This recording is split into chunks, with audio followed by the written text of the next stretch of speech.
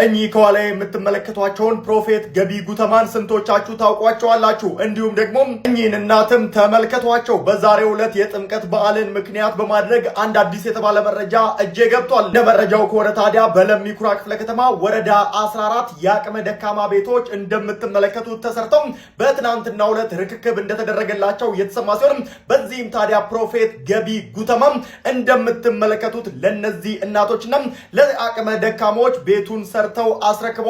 እንዲሁም ደግሞ የቤት ዕቃ ሙሉ አሟልተዋል። እነዚህ አቅመ ደካሞች ቤት ላይም ታዲያ በትናንትናው ዕለት የርክክብ ፕሮግራም የተደረገ ሲሆን በዚህ የርክክብ ፕሮግራም ላይም ፕሮፌት ገቢ ጉተማ እንደምትመለከቱት ሪባኑን ቆርጠው ለአቅመ ደካሞች የሰሩትን ቤት አስረክበዋል። ታዲያ ሁልጊዜም ቢሆን እንደዚህ አይነት መልካም የተባሉ ስራዎችን ሁላችንም ብናበረታታ መልካም ነው። ቅድም የተመለከታችኋቸው እናት ታዲያ እንደምትመለከቱት ቤታቸውንም ተረክበዋል ማለት ነው። በዓልንም ታዲያ በድምቀት በቤታቸው እንዲያከብሩ ተደርገዋል። ፕሮፌት ገቢ ጉተማም ታዲያ ይህንን ስላደረጉ እናመሰግናለን።